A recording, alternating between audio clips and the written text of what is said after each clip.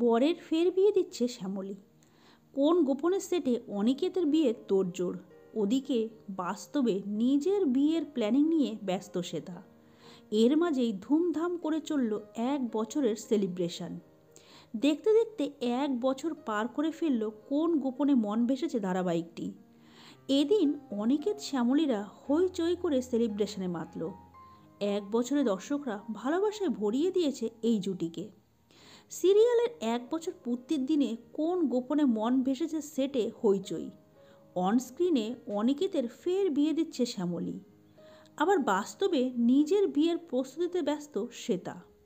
শ্বেতার real আর রণজয়ের reel বিয়ের প্রস্তুতির মাঝেই চলল কোন গোপনে মন ভেসেছে সেটে 1 বছরের উদযাপন পর্ব।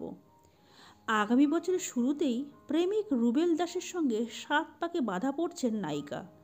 শুরু হয়ে গিয়েছে কাউন্টডাউন। সিরিয়ালের সেটেও এখন আলোচনার কেন্দ্রে শ্বেতার বিয়ে। রণজয় বিষ্ণুর সঙ্গে অফ স্ক্রিনে দারুণ বন্ধুত্ব শ্বেতার। নিজের বিয়ের প্ল্যানিং নিয়ে বেশি কিছু ভাঙতে নারাজ নায়িকা। এমনকি বিয়ের তারিখও গোপনই রেখেছেন। এদিন সাংবাদিকদের মুখোমুখি হয়ে বিয়ে নিয়ে প্রশ্নে জর্জরিত তিনি। শ্বেতা বললেন, বিয়ে নিয়ে খুব খুশি, শপিং টপিং সব চলছে, কিন্তু এখন বেশি কিছু বলা যাবে না, কাউন্টডাউন চলছে। শ্বেতার বিয়েতে কী প্ল্যান রণজয় আর কোন গোপনে মন ভেসেছে বাকি টিমের? রণজয় সাফ জানালেন, না বলবো না। পাশ থেকে হাসি মুখে শ্বেতা বললেন, ওরা সবাই আমার বিয়েতে নাচবে বলেছে।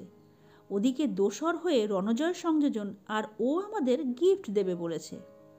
ইতিমধ্যেই রুবেলের সঙ্গে আশীর্বাদ পর্ব মিটেছে শ্বেতার। বিয়েতে পুরো দস্তুর বাঙালি সাজেই দেখা যাবে নায়িকাকে, বাকিটা ক্রমশ প্রকাশ্য।